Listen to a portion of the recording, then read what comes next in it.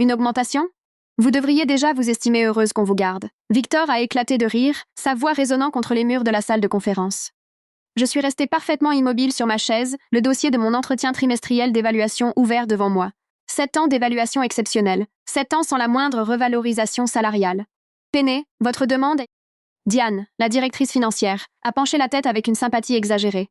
Ambitieuse, compte tenu de l'état du marché. L'équipe de direction a échangé des regards entendus autour de la table. 8 personnes qui décidaient collectivement de ma valeur, tout en ne sachant strictement rien de ce que je faisais concrètement pour eux. J'ai mis au point la méthode d'étalonnage, qui a augmenté notre précision de 37%. J'ai dit cela en gardant une voix ferme.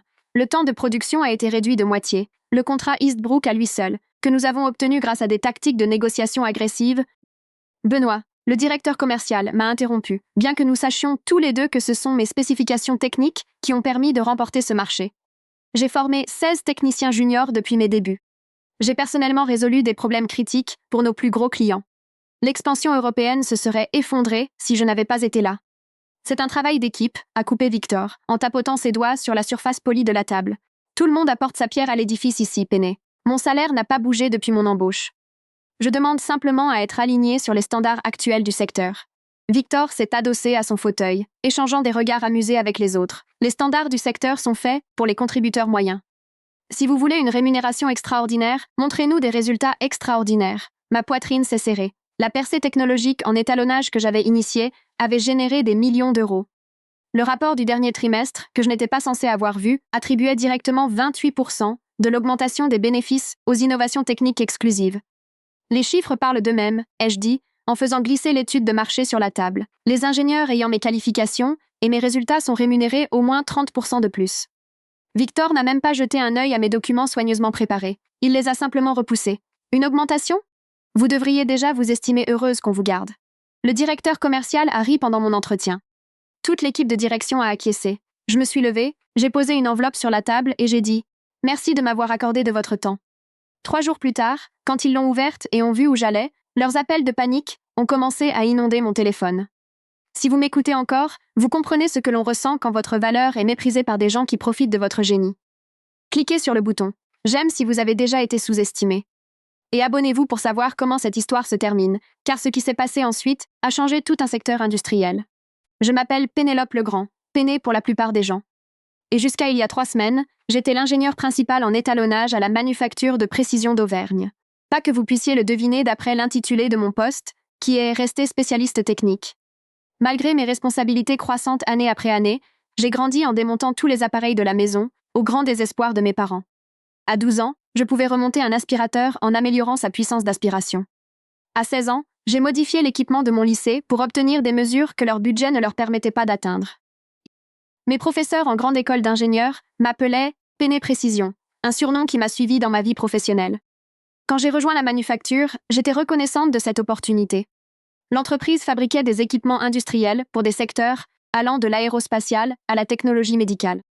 Mon salaire de départ semblait raisonnable pour une jeune diplômée, et la promesse d'évolution m'a motivée malgré les longues heures et les projets exigeants. La percée sur l'étalonnage est survenue au cours de ma 2e année. Pendant des mois, j'avais remarqué des incohérences dans nos appareils de test, de minuscules variations que les autres considéraient comme une marge acceptable. Mais dans la fabrication de précision, ces marges représentaient la différence entre l'excellence et l'à peu près.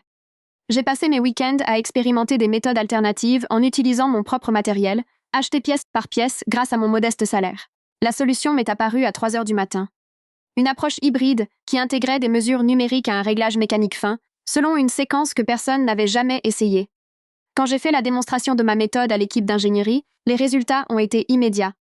La précision s'est améliorée de façon spectaculaire, tout en réduisant le temps d'étalonnage de 6 heures à un peu moins de 3. L'atelier de production a mis en œuvre ma technique en une semaine et, soudain, nos produits ont surpassé tous les concurrents lors des tests de précision. Les commandes ont augmenté, les plaintes sur la qualité ont disparu. Le taux de fidélisation des clients a atteint 100% pour la première fois de l'histoire de l'entreprise. J'ai attendu une reconnaissance, une promotion, une prime ou même une simple mention dans la lettre d'information interne. Au lieu de cela, lors de la réunion trimestrielle, mon innovation a été présentée comme notre nouvelle méthode exclusive sans aucune mention de mon nom. Victor répondait aux questions des membres du conseil d'administration, impressionnés pendant que je restais assise en silence au dernier rang. C'est comme ça que le monde des affaires fonctionne. Ma collègue Juliette m'a dit plus tard, la reconnaissance individuelle n'est pas le moyen de progresser ici. Sois patiente. Alors, j'ai été patiente. J'ai formé les nouvelles recrues à ma méthode d'étalonnage. J'ai documenté chaque étape pour que la production ne pâtisse pas de mes rares jours de congé maladie. J'ai répondu aux appels des clients à minuit quand leur équipement nécessitait des réglages d'urgence. L'expansion européenne est arrivée lors de ma 5e année. Les normes réglementaires différaient considérablement des exigences européennes et la première cargaison de machines a lamentablement échoué aux inspections. L'équipe d'expansion était en pleine crise, avec des millions d'euros de matériel stocké dans des entrepôts inutilisables. Peiné, nous avons besoin de solutions, pas d'explications, a dit Victor pendant la réunion d'urgence. Soit vous réglez ça, soit nous trouverons quelqu'un capable de le faire. J'ai annulé mes projets pour les 6 week-ends suivants. Ma relation avec Louis s'est terminée quand j'ai manqué le mariage de sa sœur. J'ai repensé des composants critiques, révisé les protocoles de test et créé de nouveaux standards d'étalonnage spécifiquement pour les exigences européennes. À la 7e semaine, notre équipement a passé l'inspection avec des scores dépassant ceux des fabricants locaux. L'entreprise a fêté le succès de l'expansion, avec une fête à laquelle je n'ai pas pu assister. J'étais en appel vidéo avec des techniciens allemands pour les guider dans la mise en œuvre. Chaque année, mes évaluations de performance louaient mon dévouement et mon expertise technique. Chaque année, ma rémunération restait inchangée. Quand j'abordais le sujet, on me répondait que l'entreprise se restructurait, ou consolidait ses ressources, ou privilégiait les réussites d'équipe par rapport aux contributions individuelles. J'ai vu de nouveaux employés, généralement des hommes avec 2 fois moins d'expérience que moi, négocier des salaires d'embauche plus élevés que ce que je gagnais après 6 ans. C'est juste le jeu de la négociation, m'a expliqué la DRH lorsque je me suis renseignée. Votre travail est apprécié, mais nous ne pouvons pas perturber l'équité interne en ajustant les salaires des employés déjà en poste. Alors, j'ai arrêté de demander et j'ai commencé à postuler ailleurs. Les offres sont arrivées rapidement. Ma réputation dans le secteur s'était propagée, malgré les efforts de l'entreprise pour présenter mes innovations, comme une réussite collective. J'ai décliné 3 postes par loyauté mal placée avant qu'un email inattendu n'arrive dans ma boîte personnelle. Votre méthode d'étalonnage a révolutionné les standards de précision des équipements, écrivait Olivia, directrice de l'agence de certification industrielle. Nous créons un nouveau poste de directrice de l'innovation pour moderniser les protocoles de certification dans tout le secteur. Compte tenu de vos contributions dans ce domaine, nous aimerions discuter de votre intérêt pour ce poste. L'ACI fixe les normes que chaque fabricant de notre secteur doit respecter. Leur certification fait la différence entre l'accès au marché et la faillite. Leur offre comprenait une rémunération qui faisait passer mon salaire actuel pour une simple erreur administrative, plus le pouvoir de façonner les pratiques de toute l'industrie. J'ai rencontré Olivia pour dîner, avec la seule intention de recueillir des informations. 3 heures plus tard, entourée d'assiettes vides et de pages de notes sur les améliorations potentielles des normes de certification, j'ai réalisé que j'avais trouvé ma voie. J'ai besoin de 2 semaines pour assurer la transition de mes projets actuels, lui ai-je dit en partant. Prenez le temps qu'il vous faut, a-t-elle répondu. Nous avons attendu des années pour trouver quelqu'un avec votre vision. Quelques semaines de plus n'auront pas d'importance. J'ai décidé de donner une dernière chance à la manufacture. J'ai préparé une documentation complète, montrant mes contributions, les données salariales du marché, et une demande modeste qui me laisserait toujours sous-payer, mais reconnaîtrait ma valeur. J'ai programmé mon entretien annuel plus tôt et je suis arrivée avec l'espoir que la rationalité puisse l'emporter. Au lieu de cela, j'ai eu droit à des rires et du mépris. En retournant à mon poste de travail après la réunion, un calme étrange m'a envahi. 7 ans de doute sur ma valeur se sont dissipés en un instant. Leur réaction n'était pas une tactique de négociation. C'était une révélation de la manière dont ils me voyaient vraiment, jetable, bien qu'irremplaçable. J'ai envoyé un bref email acceptant l'offre d'Olivia, avant de commencer mes tâches de l'après-midi. Ce soir-là, j'ai rédigé ma lettre de démission. 2 paragraphes, professionnels et concis. Je n'ai mentionné aucun grief, je n'ai fait aucune accusation. J'ai simplement déclaré que je partirais dans 2 semaines pour poursuivre une autre opportunité et que je m'assurerais que tous mes projets soient correctement transmis. J'ai glissé la lettre dans une enveloppe et je l'ai placée dans mon sac pour le lendemain. Mon téléphone s'est éclairé. Un message de Juliette. Alors, cet entretien, ça s'est passé comment? J'ai fixé l'écran un long moment avant de répondre exactement ce qu'elle attendait. Le lendemain matin, je suis arrivée au travail comme d'habitude. J'ai salué la sécurité, préparé mon poste de travail et commencé à traiter les demandes urgentes des clients. À 9h30 précise, je me suis dirigée vers la salle de conférence où l'équipe de direction tenait sa réunion quotidienne. J'ai frappé une fois et je suis entrée. 8 paires d'yeux se sont tournés vers moi avec une certaine surprise. « Peiné, nous sommes en pleine réunion », a dit Victor, agacé par l'interruption. Je me suis approchée de la table en silence et j'ai posé l'enveloppe au centre. « Merci de votre attention », ai-je dit, avant de sortir et de refermer la porte derrière moi. L'enveloppe est restée fermée pendant 3 jours. J'ai continué à travailler, à documenter les processus et à former mes collègues sur des aspects de mon poste que j'étais la seule à comprendre. Personne n'a mentionné mon apparition inhabituelle à la réunion de direction. Personne n'a posé de questions sur l'enveloppe. Le 3e jour, alors que je calibrais l'équipement pour notre tout nouveau client, mon téléphone a commencé à vibrer sans arrêt dans ma poche. 6 appels manqués de la DRH, direction des ressources humaines, 4 de Victor, 2 de Diane. Je l'ai éteint et j'ai terminé mon calibrage. Ce qui s'est passé ensuite allait transformer non seulement ma carrière, mais aussi les normes d'excellence et de responsabilité de toute une industrie. Et tout a commencé par une simple enveloppe fermée.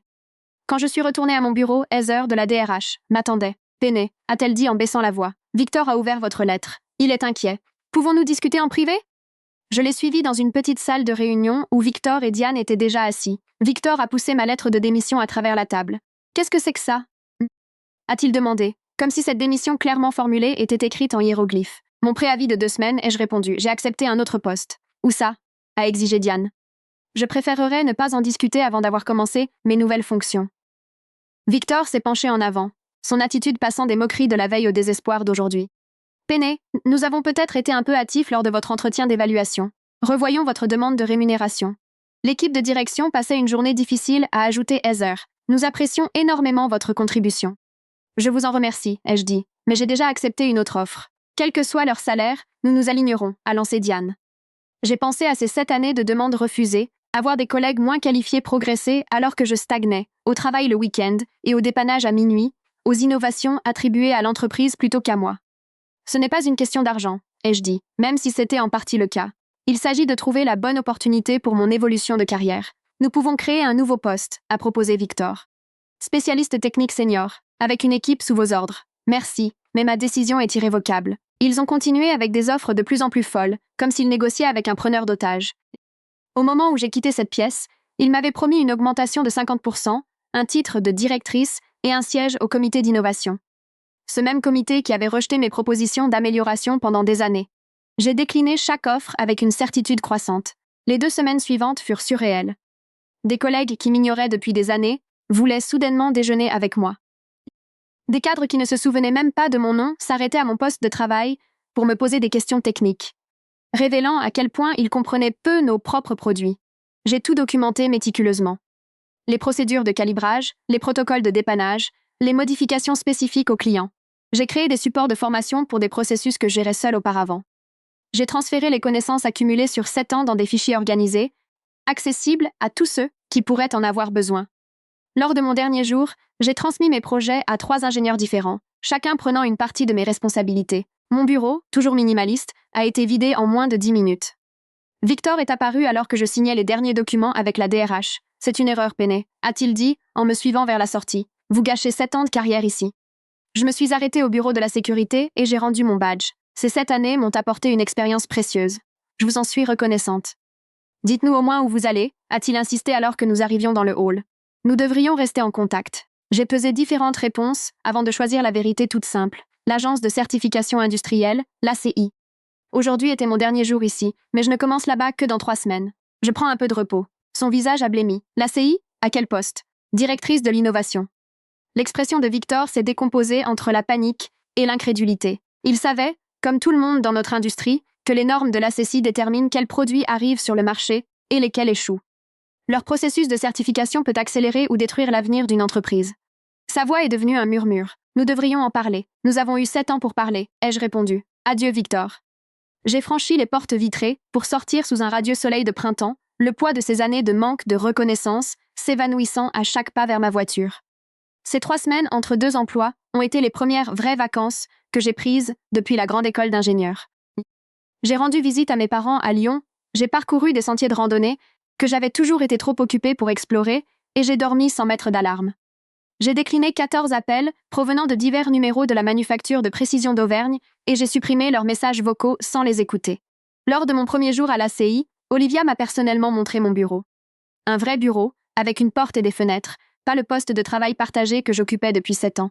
Les normes de certification n'ont pas été substantiellement mises à jour depuis près de 10 ans, m'a-t-elle expliqué. La technologie a évolué, mais nos exigences n'ont pas suivi le rythme. Votre premier projet est de moderniser notre approche, particulièrement pour les protocoles de mesure de précision. J'ai passé mon premier mois à découvrir l'organisation, à examiner les normes actuelles et à identifier les exigences obsolètes.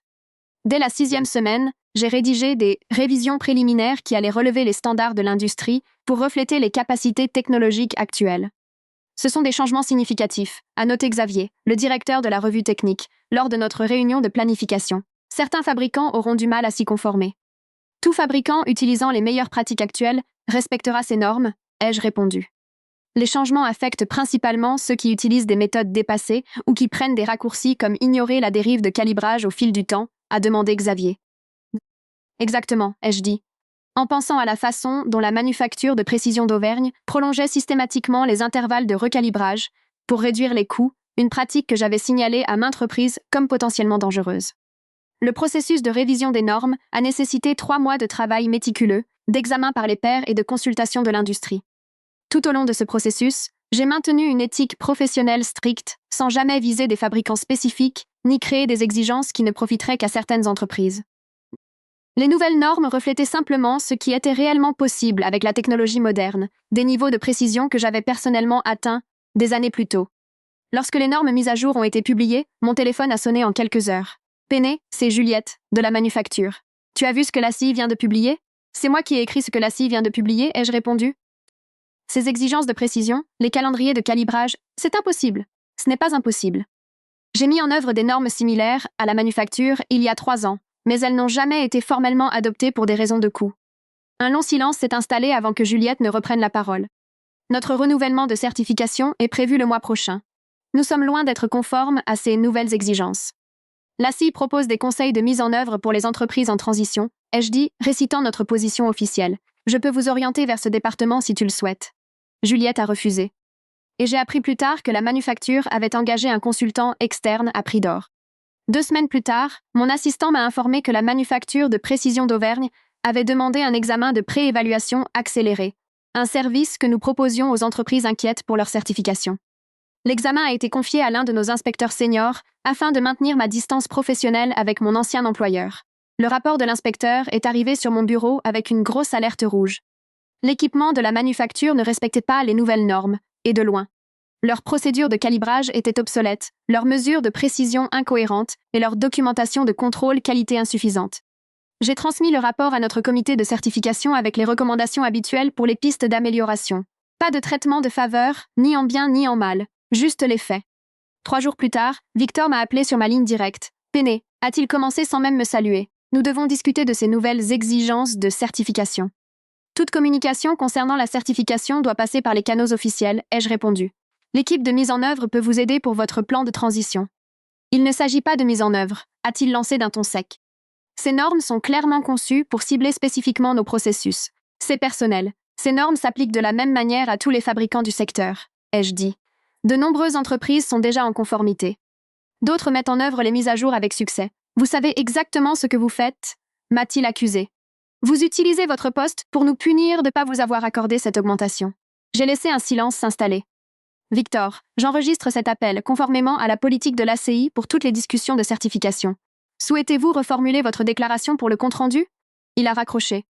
L'examen formel de la certification de la manufacture de précision d'Auvergne est tombé alors que je faisais une présentation lors d'une conférence internationale sur les normes à Vienne.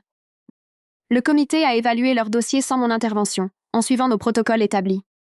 Leur conclusion, une certification provisoire uniquement, avec des contrôles de conformité obligatoires tous les 30 jours jusqu'à ce que toutes les normes soient respectées. Dans le milieu industriel, c'était un coup dur.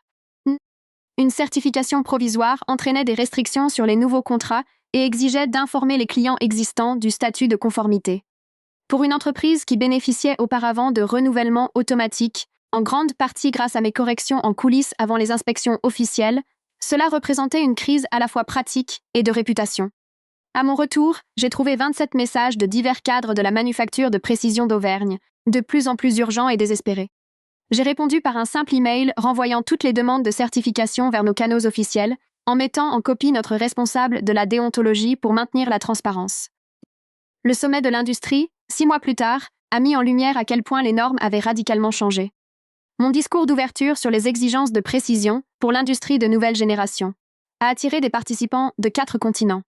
Au premier rang se trouvait l'équipe de direction de la manufacture de précision d'Auvergne, dont Victor et Diane, prenant des notes avec l'attention soutenue d'étudiants, avant un examen final. Lors de la réception qui a suivi, Benoît de la manufacture de précision d'Auvergne s'est approché de moi, une coupe de champagne à la main, mais l'expression sérieuse. Présentation impressionnante, a-t-il dit. Nous avons embauché 3 spécialistes pour mettre en œuvre les nouvelles normes, mais les progrès sont difficiles. L'amélioration de la qualité est toujours un long chemin, ai-je répondu de manière neutre. Nous avons investi près de 7 millions d'euros dans la modernisation des équipements, a-t-il poursuivi.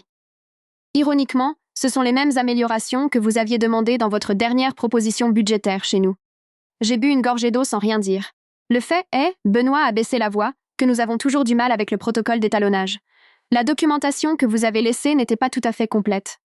La documentation était exhaustive, pour les méthodes utilisées à l'époque, l'ai-je corrigé. Les nouvelles normes exigent des approches différentes dont vous avez été la pionnière, a-t-il noté.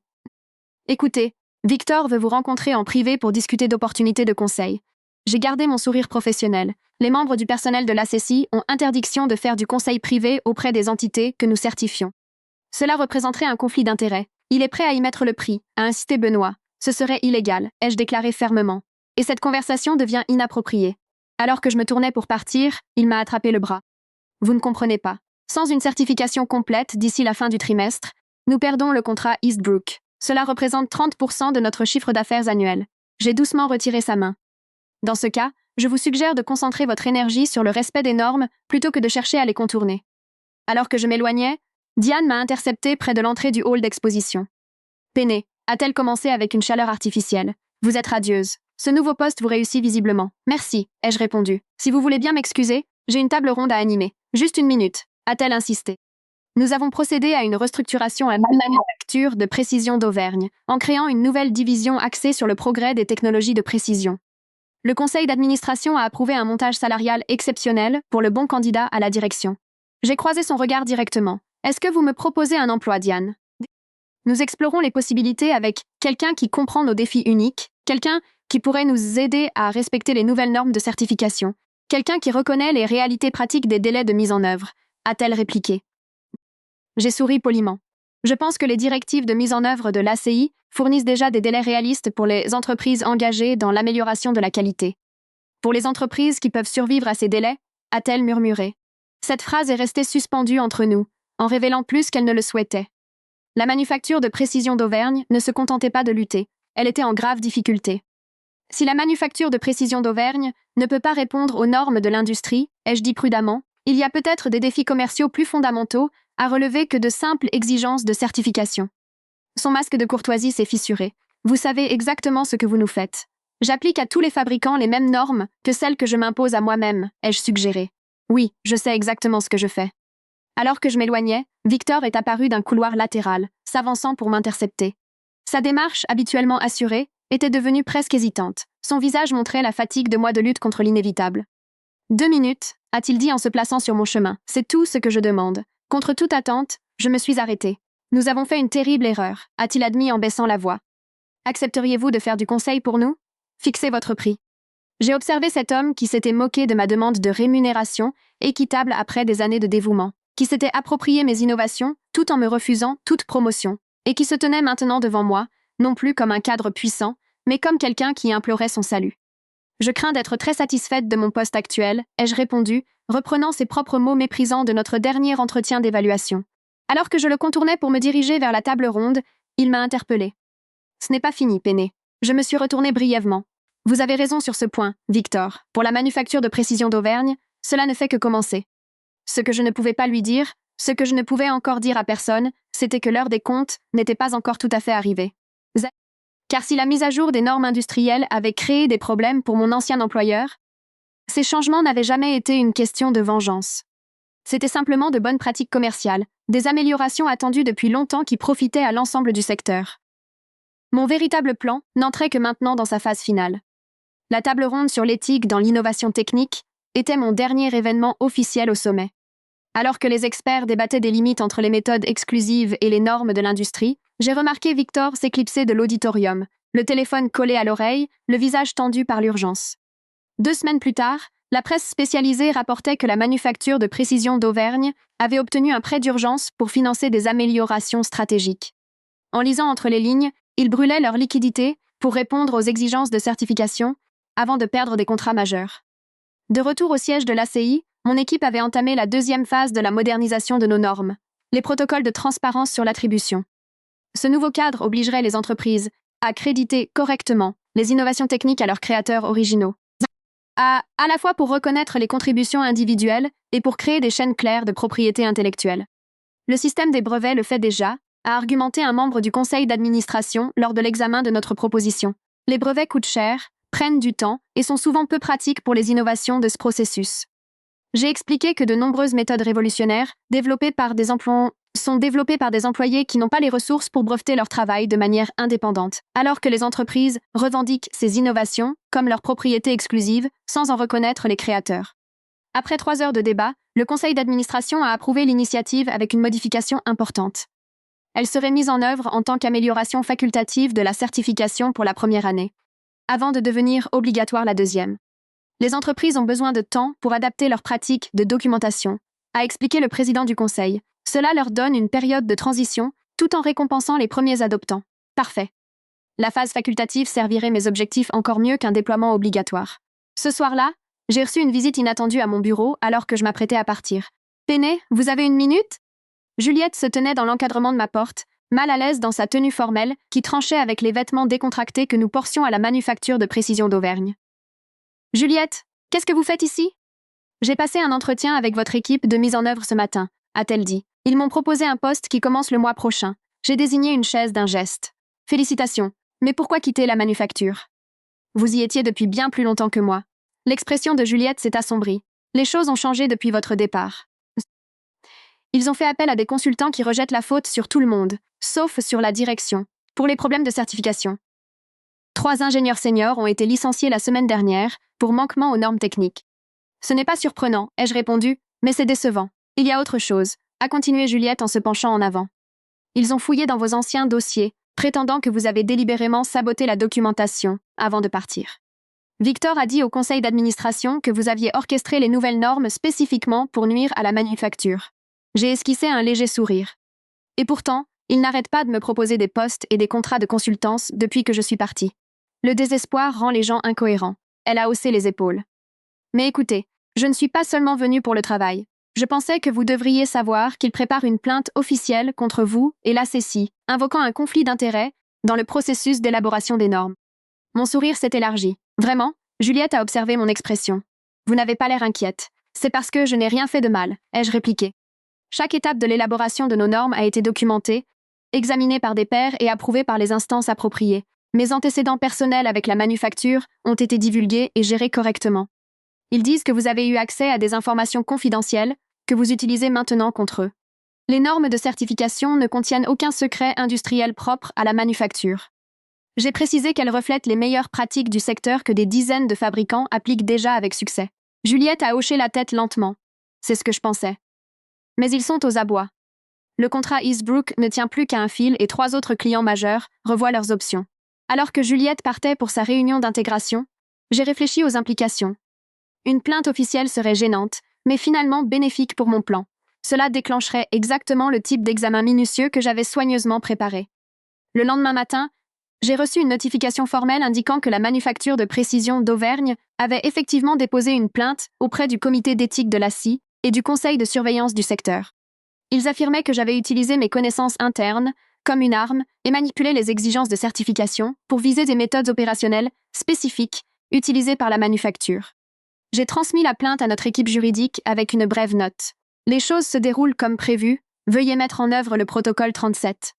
Le protocole 37 était notre réponse standard aux contestations de certification. Un examen complet de toute la documentation liée au développement des normes, incluant chaque ébauche, commentaires et révisions. C'était généralement un processus de 3 semaines qui produisait des centaines de pages de preuves étayant nos méthodologies. Pendant le mois suivant, j'ai continué mes tâches habituelles pendant que l'enquête d'éthique suivait son cours. Je n'ai fait aucun commentaire public sur la manufacture, j'ai maintenu des limites professionnelles strictes et je me suis concentrée sur notre nouveau cadre d'attribution. 3 chefs d'entreprise du secteur de la fabrication m'ont contacté pour adopter les normes d'attribution de manière anticipée, impatients de se positionner comme des innovateurs éthiques. J'ai travaillé en étroite collaboration avec leurs équipes pour mettre en œuvre la certification volontaire, établissant des processus qui deviendraient plus tard des modèles pour l'industrie. 6 semaines après avoir déposé leur plainte, La manufacture a demandé une réunion urgente avec le conseil de l'ACI. En tant que directrice de l'innovation, j'étais invitée mais je me suis récusée en raison de l'enquête d'éthique en cours. Au lieu de cela, j'ai préparé un dossier détaillé pour le conseil et j'ai suivi les débats par circuit fermé depuis mon bureau. Victor menait la présentation de la manufacture, épaulé par son équipe juridique et 2 consultants externes. L'homme désespéré du sommet avait disparu. Aujourd'hui, il affichait une indignation assurée. Les nouvelles normes sont techniquement solides, a-t-il concédé. Mais leur calendrier de mise en œuvre est punitif et semble cibler des fabricants spécifiques, dont la manufacture de précision d'Auvergne. Nous pensons que cela représente un conflit d'intérêts lié à l'ancien emploi de Mademoiselle Legrand. Le président du conseil a répondu avec une neutralité exercée. Le comité d'éthique a terminé son enquête sur vos allégations. Ses conclusions ont été distribuées à toutes les parties. Victor a accepté le dossier épais qu'on lui tendait, mais a continué sans l'ouvrir. De plus, nous avons découvert des preuves que Mademoiselle Legrand a délibérément dissimulé une documentation de calibrage critique avant son départ, rendant la mise en conformité inutilement difficile. C'était une accusation grave, une de celles qui pourrait entacher ma réputation professionnelle si elle prenait de l'ampleur. Le président du conseil a jeté un coup d'œil au représentant du comité d'éthique qui a hoché la tête et s'est levé. En fait, cette allégation spécifique a été anticipée et examinée de manière approfondie. La page 47 de notre rapport traite des protocoles de documentation à la manufacture de précision d'Auvergne pendant le mandat de Mademoiselle Legrand. Victor a tourné les pages jusqu'à la page indiquée, son expression passant de la confiance à la confusion au fil de sa lecture. Comme vous pouvez le voir, a continué le représentant du comité. Mademoiselle Legrand a maintenu des normes de documentation exceptionnelles. Ces documents de départ comprenaient 2347 pages de documentation technique, 126 vidéos de formation et des notes de transition détaillées pour chaque projet. Nous avons comparé cela aux références de l'industrie et avons constaté que cela dépasse les pratiques standards d'environ 340%. Cela ne correspond pas à notre évaluation interne, a argumenté Victor. Des séquences de calibrage critique manquaient dans la documentation. Si je puis me permettre, a interjeté Xavier, notre directeur technique. Le comité a enquêté sur cette affirmation spécifique en examinant le dossier de documentation fourni par Mademoiselle Legrand lors de son départ.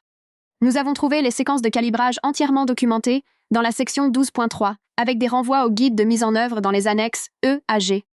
Victor s'est entretenu précipitamment avec son équipe. J'ai vu son visage s'empourper alors que quelqu'un lui montrait quelque chose sur une tablette. Il semble, a-t-il fini par dire, que certains documents aient pu être mal classés en interne après le départ de Mademoiselle Legrand. Ou délibérément cachés, a suggéré un membre du conseil, pour appuyer cette plainte. La réunion a dégénéré à partir de là. Les allégations de la manufacture se sont effondrées sous l'examen minutieux, chaque affirmation étant systématiquement démantelée par des preuves que j'avais méticuleusement préparées sur 7 ans. Vous voyez, ma vengeance n'a jamais consisté à créer des normes impossibles ou à cibler mon ancien employeur. Il s'agissait de quelque chose de bien plus puissant. Créer un système où la vérité ne pourrait pas être enterrée, où les contributions ne pourraient pas être volées et où l'excellence ne pourrait pas être exploitée sans reconnaissance. Pendant 7 ans, j'avais tout documenté. Pas seulement les processus techniques, mais chaque interaction où mes idées étaient appropriées, chaque email où le crédit était réattribué, chaque réunion où mes contributions étaient minimisées. J'avais tenu des registres doubles. La documentation officielle, qui répondait à toutes les exigences professionnelles, et mes archives personnelles, qui racontaient la véritable histoire de l'innovation à la manufacture de précision d'Auvergne. Quand j'ai rejoint l'ACI, je n'avais pas besoin de cibler la manufacture. J'avais simplement besoin de créer des systèmes qui exposeraient naturellement ce qui s'y passait depuis le début. Le cadre d'attribution était la dernière pièce du puzzle, non pas parce qu'il forcerait la manufacture à me reconnaître, ce temps était révolu, mais parce qu'il les empêcherait de faire à d'autres ce qu'ils m'avaient fait. 2 jours après l'audience ratée, le conseil d'admission de la muture a annoncé de la manufacture une enquête interne sur d'éventuelles fausses déclarations de la part de la haute direction concernant les capacités techniques. En une semaine, Victor et 2 autres cadres ont été placés en mise à pied conservatoire. Le conseil de surveillance de l'industrie a lancé une enquête distincte sur d'éventuelles infractions boursières auprès de l'AMF, liées à des déclarations matériellement trompeuses sur des technologies propriétaires dans les communications de la manufacture aux investisseurs. Ces communications revendiquaient la propriété d'innovation qui était en réalité mon travail non crédité. 3 semaines plus tard, alors que ces enquêtes s'intensifiaient, j'ai reçu une autre visite. Diane se tenait maladroitement à la porte de mon bureau, paraissant diminuer sans son armure de dirigeante. Le conseil m'a demandé de venir, a-t-elle dit sans préambule. Nous faisons face à de graves conséquences suite à l'échec de la certification et aux enquêtes. Notre action a chuté de 60%. Eastbrook a résilié son contrat hier. J'ai attendu, sans rien dire. Le conseil veut négocier, a-t-elle continué. Ils sont prêts à offrir une reconnaissance publique de vos contributions, le rappel de salaire pour les augmentations que vous auriez dû recevoir, et les droits de dénomination pour la méthode de calibrage. Pourquoi voudrais-je tout cela maintenant? Ai-je demandé. Parce que sans cela, la manufacture de précision d'Auvergne ne survivra pas un trimestre de plus, a-t-elle admis. 400 personnes vont perdre leur emploi, pas seulement la direction, mais aussi des ingénieurs, des techniciens, des gens qui n'ont rien à voir avec la façon dont vous avez été traités. J'ai bien réfléchi à ces paroles. Le cadre d'attribution offre une voie à suivre pour les entreprises prêtes à documenter honnêtement l'histoire de leurs innovations.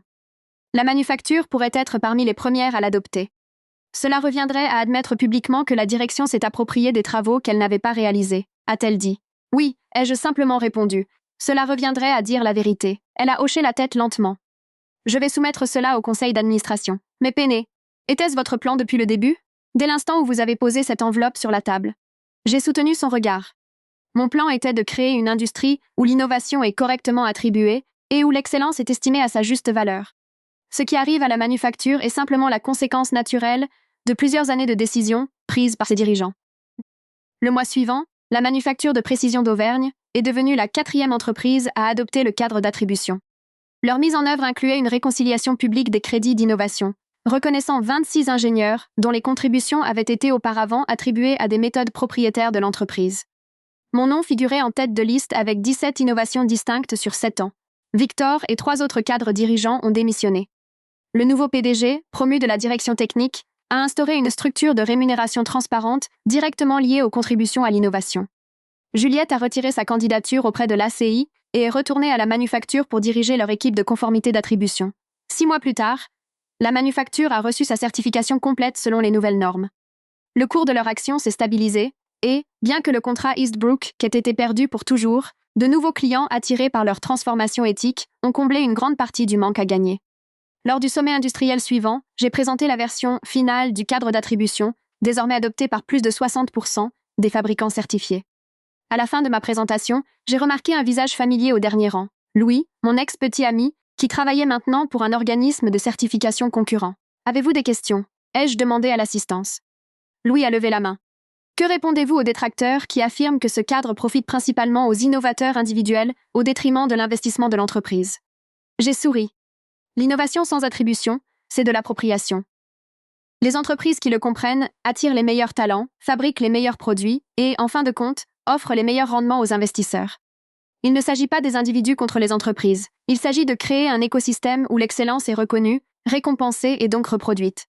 Tandis que le public applaudissait, j'ai pensé à cette enveloppe que j'avais posée sur la table de conférence 1 an plus tôt. La vengeance ne consistait pas à quitter la manufacture. Elle ne consistait même pas à exposer leurs pratiques. La véritable vengeance consistait à créer un monde où ce qui m'était arrivé ne pourrait arriver à personne d'autre. Si cette histoire vous a touché, prenez un moment pour aimer et vous abonner. Avez-vous déjà vu vos contributions ignorées ou appropriées? Partagez votre expérience dans les commentaires ci-dessous. N'oubliez pas, la reconnaissance peut tarder, mais l'excellence laisse des preuves qui finissent toujours par raconter leur propre histoire.